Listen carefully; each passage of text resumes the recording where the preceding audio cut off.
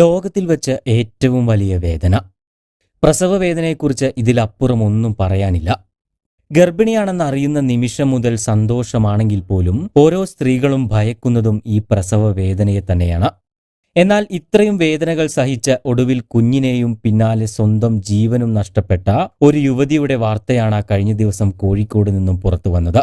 സന്തോഷത്തോടെ രണ്ടാമത്തെ കുഞ്ഞിനായുള്ള കാത്തിരിപ്പിലായിരുന്നു കോഴിക്കോട് എഗരൂർ ഉണ്ണിക്കുളം ആർപ്പറ്റ സ്വദേശികളായ അശ്വതിയും ഭർത്താവ് വിവേകും.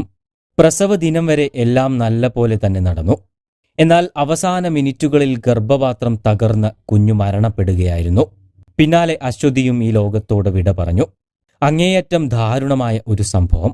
ബന്ധുക്കളുടെ വാദം ശരിയാണെങ്കിൽ ആശുപത്രി അധികൃതരുടെ ഭാഗത്തു നിന്നും സംഭവിച്ചിരിക്കുന്നത് ഗുരുതരമായ വീഴ്ച തന്നെയാണ്. ഇത്തരത്തിലുള്ള വീഴ്ചകൾ ആശുപത്രി അധികൃതർക്ക് സംഭവിക്കുമ്പോൾ ഉള്ള പിടയുന്നത് ഓരോ സ്ത്രീകളുടേതുമാണ്. ഈ മാസം 7-ന് ഉള്ളിയേരി മലബാർ മെഡിക്കൽ കോളേജിലായിരുന്നു അശ്വതിയെ പ്രസവത്തിനായി പ്രവേശിപ്പിച്ചിരുന്നത്. വേദന വരാത്തതിനെ തുടർന്ന് ചൊവ്വാഴ്ച മരുന്നുവെച്ചു. മാറ്റമില്ലാതെ വന്നതോടെ ബുധനാഴ്ചയും മരുന്നുവെച്ചു. അതോടെ ഉച്ചയായപ്പോഴേക്കും വേദനയുണ്ടായി. സാധാരണ രീതിയിൽ പ്രസവം നടക്കുമെന്ന് തന്നെയാണ് ഡോക്ടർമാർ അറിയിച്ചത്. രാത്രിയോടെ വേദന അസഹനീയമായപ്പോൾ സിസേറിയൻ ചെയ്യണമെന്ന് അശ്വതി ആവശ്യപ്പെട്ടെങ്കിലും ചെയ്യാൻ ഡോക്ടർമാർ തയ്യാറായില്ല എന്നാണ് ബന്ധുക്കൾ പറയുന്നത്. പിന്നീട് വ്യാഴാഴ്ച പുലർച്ചെ അശ്വതിയെ സ്ട്രെച്ചറിൽ കൊണ്ടുപോകുന്നതാണ് ബന്ധുക്കൾ കണ്ടത്. അല്പസമയത്തിനു ശേഷം ഗർഭപാത്രം തകർന്ന് കുട്ടി മരണപ്പെട്ടുവെന്ന് ഡോക്ടർമാർ അറിയിക്കുകയായിരുന്നു.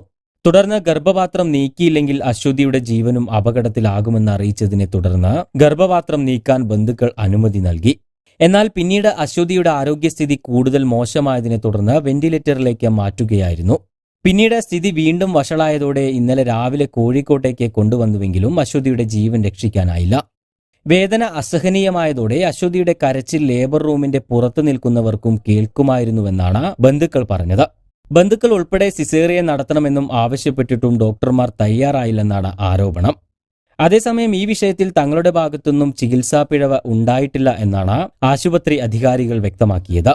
അശ്വതിയുടെ ആരോഗ്യസ്ഥിതി മോശമായതിനാൽ സിസേറിയൻ നടത്താനുള്ള സാഹചര്യമില്ലായിരുന്നുവെന്നും അവർ വ്യക്തമാക്കി.